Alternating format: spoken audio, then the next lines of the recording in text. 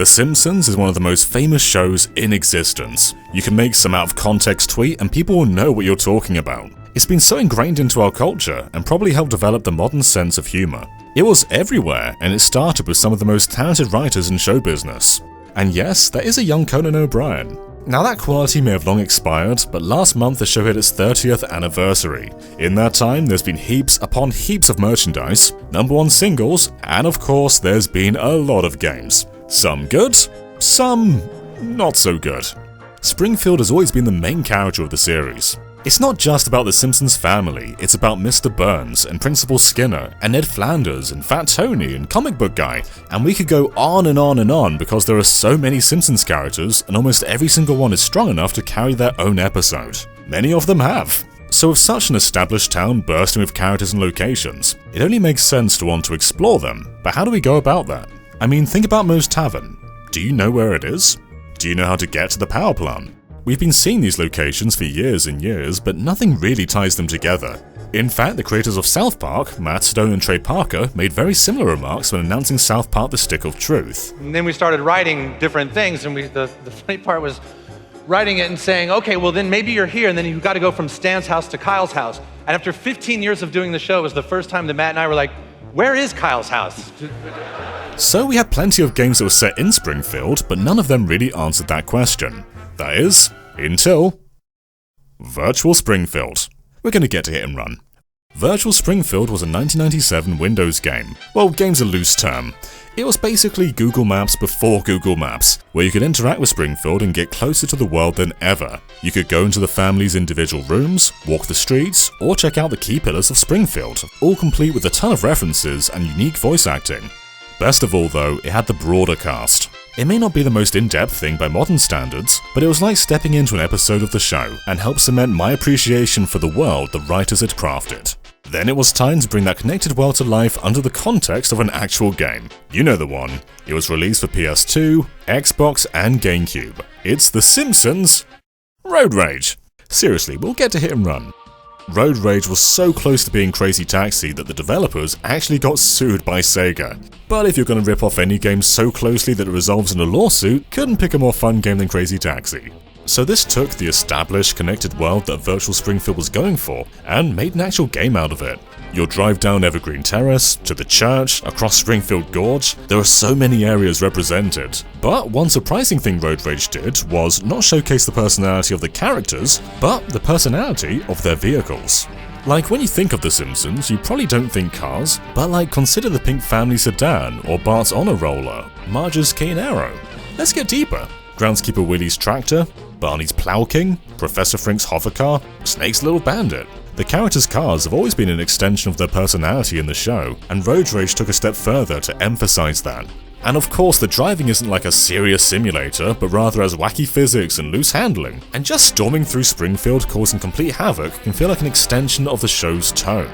So yeah, Road Rage is basically Crazy Taxi, but it fits The Simpsons so well. It brought Springfield to life in the form of a game, complemented the characters, and is just a whole lot of fun.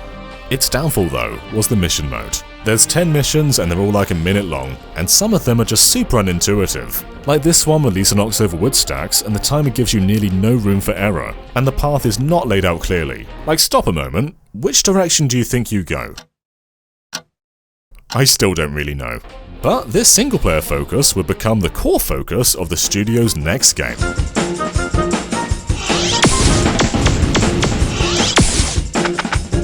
Hello everyone, and welcome to Under the Super Scope, where we take an in-depth look at some of the most famous games of all time and try to work out if they still hold up today. And this time, I'm not going to waste your time, we're 4 minutes into the episode, it's The Simpsons Hit and Run.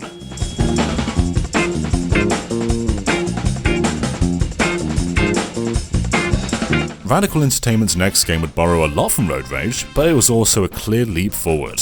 It still puts a focus on the characters' vehicles, but also focuses more on the characters themselves. You can hop in and out of your car at any moment and for the first time ever explore Springfield completely on foot. You can go to the school and watch Ralph eating paste in the background, or go to the Quickie Mart and watch poor old Mole Man take a football to the groin. Springfield had never been so realised and interactive, and to this day, there's still nothing really rivaling this.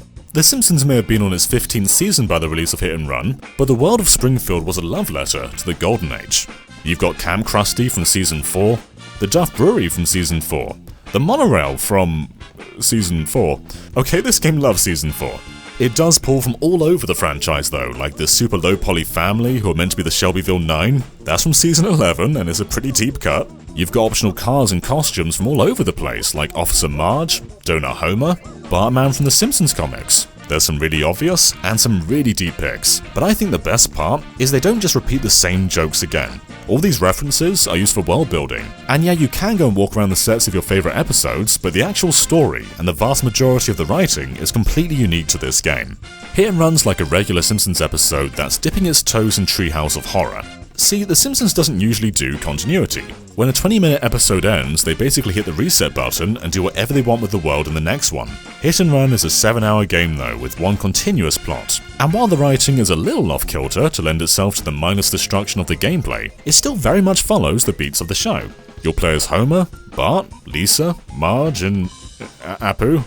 And the different playable characters may initially seem to be there for variety's sake, but it's more about how an episode of The Simpsons works. Let's use an example. One of my favourite episodes, Homer's Enemy. The core of this episode is the conflict between Frank Grimes and Homer, but parallel to that is an entirely different story where Bart buys a factory. So why are these two separate stories in the same episode? Well, it's the structure of a lot of sitcoms. You'll see it in Friends, in Brooklyn Nine-Nine, and Family Guy, and basically all of them. It's partially for pacing, but it's also a way of showcasing the different characters without cluttering the core story. Like if Homer, Marge, Bart, Lisa and Maggie were always available in the Frank Grimes scenes, there'd be a few too many characters to properly tell the core story. But by splitting them up, we can still include them while telling the core focus. Bart's factory has basically nothing to do with the rest of the episode. It's pretty short, it's pretty self-contained, but it's there to make the show more about The Simpsons, not just about Homer. So I think that's why there's multiple characters in Hit and Run. There's nothing really to distinguish any of them, they all play the exact same. It's just the sitcom formula. And because the broader cast of The Simpsons is so established, Apu doesn't even feel that out of place among the playable cast. It all just kind of works.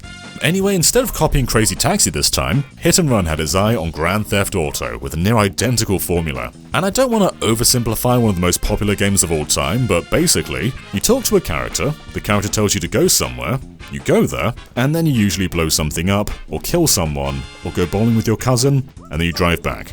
Hit and Run's insanely similar, only without the killing, but sometimes there's implied killing. In fact, if anything, Hit and Run's a bit more formulaic. There's essentially 6 core mission types you'll see repeated over and over again. There's the bam bam bam destroy this vehicle level, there's the whoa whoa whoa collect these things level, and sometimes they combine the bam bam bam and the whoa whoa whoa and have you bump into vehicles to collect those items. So you're smacking into vehicles and you're picking things up. There's also trailing missions, stop being trailed missions, and racing missions. And yeah, that's basically all the gameplay variety, and it may sound hollow, but it's all complemented by the world and writing. The game's writing is fully aware of what it is and its limitations. One early mission has you collecting appliances that Homer borrowed from Flanders, and they're all just scattered around town. But why? We've done enough episodes of Under the Super Scope to know the purpose. They want to have you driving all over the map early on, so you can become accustomed to the driving mechanics and the general layout of the town. They even put some items right next to shortcuts, and these are an integral part of Hit and Run. But why are Flanders items just randomly scattered around town? Why aren't they in the Simpsons house? Well, I mean, that's the joke. Why would they be? It's an absurd tutorial, but it's also hilarious. Like, listen to this. Okay, last one. Now where did I leave Brad's stupid inhaler? Duh, on top of the dump truck. And of course, the design purpose of that is to get this item, you need to get out of your car and do some mild platforming. So Hit and Run takes what would usually be just dumb video game stuff and gets in on the joke. That's partly why it gets away with only having 6 mission types. Not only is each one flavoured with new Simpsons characters, but it also laughs along with its limitations and makes you laugh in general. Like, this line's stupid, but I laughed. That was easy as pie. Eggs over easy. So that one Flanders mission actually highlights all of the core elements of this game. You're driving as fast as you can against a timer to do some objective, but you're also going on foot and trying to take shortcuts, all of which are highlighted like breadcrumbs in this mission. And the player may have already done some on-foot exploring, either out of pure curiosity or the tantalizing trail of coins you see as soon as you start the game leading into the Simpsons' backyard. Here you'll also find a wasp, collector's card, and interactive gags. These are the game's 3 main optional collectibles, and they're available right at the start of the game for the curious player. Other players might just go for the missions, and some might just kick Flanders down the street. I remember when I first got the game, I just wanted to drive around and see everything. It's a different kind of exploration to most games where you're already sort of familiar with the surroundings, but the reveal of each area is an event in and of itself, like finding the power plant and the stonecutter's den, seeing what made it in and what didn't. But no matter how you approach it, exploration is important. Tons of missions will highlight level shortcuts, but it's up to you to memorize them and find more, especially in the late game where the timer isn't too kind. Some are obvious, with smashable crusty glass almost always being a shortcut, but some are a bit more risky, like driving up the ladder of a fire truck or leaping over a burning pile of tires. It all encourages the reckless driving and brings a slapstick humor to ordinary gameplay. And with the way levels are designed, the worlds are actually very linear. Each level kind of wraps around itself, and in the case of the first level, it's basically all just one road. This rather simple approach to open world design though can be a great benefit with the familiarity the missions are going for. Like in GTA, there's no need to memorize the world because it's so big with so many intertwining paths. All you gotta do is follow that yellow line. Hit and Run likewise has a guide, but there's far more incentive to deviate from it, fully knowing that you can't get too far from the critical path. It means a lot of missions aren't so much of a back and forth either. Instead of going from point A to point B and then back to point A, a lot of the time you aren't going back, but you sort of loop around until you're back to point A again anyway. If you look at the structure of the first chapter, you'll see how each mission slowly pushes you around the world, until it eventually culminates in a mission that takes you around the entire world. I do think they could have doubled down more on freedom though. There's certain missions you can't start without a specific car or outfit, and it kind of puts you off buying anything so you can save your coins just in case something like this comes up. I love the hidden cars in each level though. These things are awesome. Or it was awesome. At the end of the day, all they really needed to do was build a convincing Springfield and let you explore it. And they nailed it. It feels good just to drive through this world and catch all the visual gags. Like billboards like this that say, "Vote Quimby, he'll vote for you." You can even go inside some buildings, and while the interiors are all pretty limited, it's still fascinating to take in the details and go closer than ever before. And I do think such a fun and convincing world does a lot to cover up the game's shortcomings. There were plenty of tedious missions I completely forgot about until replaying the game. Like there's a simple one where you blow up this armoured van using Snake's car, but Snake's car is incredibly fragile. Look how quickly it damages. So what you gotta do is make some kind of damage, and then follow the car all the way around its route until you find a spanner to fix your car, and then go ahead and make the journey again, and again, and again. And then there's another where you pick up ketchup packets in Cletus's car, but it's so slow, leaving no room for error. And it culminates in this jump here, which is so easy to mess up. But of course, that doesn't reflect every mission. For the most part, Hit and Run is a blast, and it will still be a fun game even without the Simpsons license. Though of course the license does mask a few shortcomings. Though I may say, not many elements have really aged. If you go back to earlier GTAs, then you may find that the combat and on-foot gameplay is a little clunky. But with Hit and Run not really emphasizing that area, the majority of the game still feels as good as it ever did. When you're driving around Springfield and interacting with the characters and just having fun causing mayhem, this game is absolutely fantastic. Though there are some areas where Hit and Run doesn't feel entirely finished. Despite there being 7 chapters, there's only 3 different areas to explore, so that first area ends up being repeated 3 times, and while the third iteration of it is the most interesting, it's also the most limited. They very almost completely overhauled Springfield with a Halloween aesthetic, but an entire portion is closed off. Not only does it make it feel a bit rushed, but it also stands out as different to the other levels. This area doesn't loop on itself, so there's definitely more of a back and forth in this level's missions. And of course there's this mission that repeats itself 3 times where you drive back and forth from the power plant to the school to slowly and eventually blow up an alien ship. And no one likes this one. There's a few key Springfield landmarks that aren't in the game, like I would have loved to try and jump Springfield Gorge. And while it does pull from all over the franchise, the actual core Simpsons NPCs end up feeling a little limited.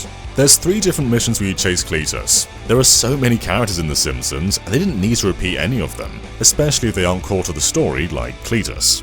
It's something a sequel could absolutely build upon, but unfortunately it's been 17 years and signs of Simpsons games going anywhere but mobile aren't exactly thriving. But I think the more important thing is a Simpsons game made now wouldn't be the same as a Simpsons game made in 2003, and even 2003 was pushing it.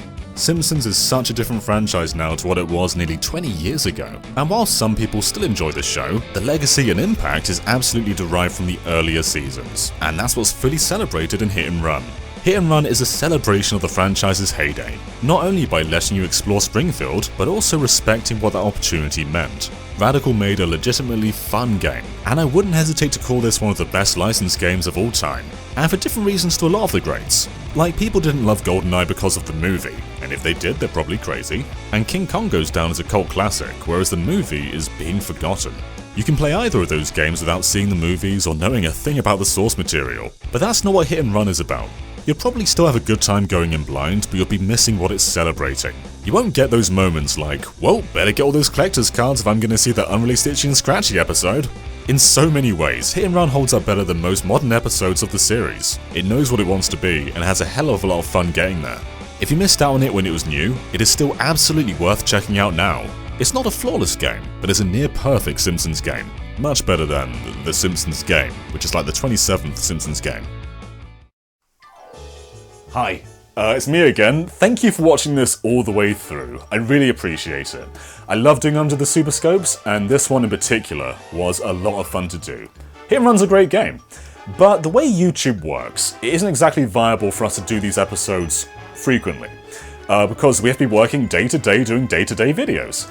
But if you want more long-form content like this that we want to give you, then consider supporting us on Patreon. If we can rely more on Patreon, we can do more exclusive Game Explained series like Under the Super Scope and Making the Case and Know Your Enemy and Call Bits and so many more that we love doing, but we just can't. So consider supporting us, and if not, just thank you for watching these videos, that helps too. So I just want to say, guys, thank you for this. Please consider Patreon, but if you can't afford it, no hard feelings. Though you are disappointing the donut guy. He's very sad. Anyway, thank you for tuning in, and of course be sure to subscribe to Game Explained and also ring that bell for a lot more from Under the Super Scope and other things gaming too. Until next time, bye!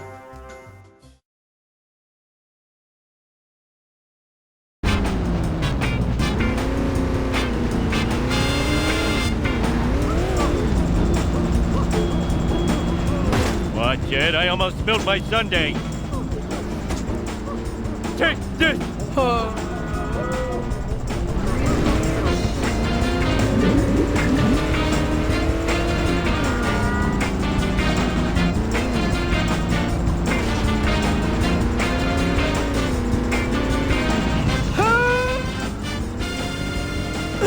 like no!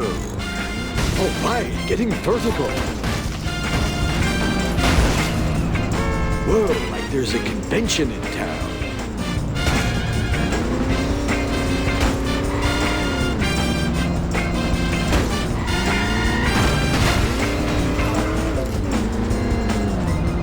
Take that, Springfield.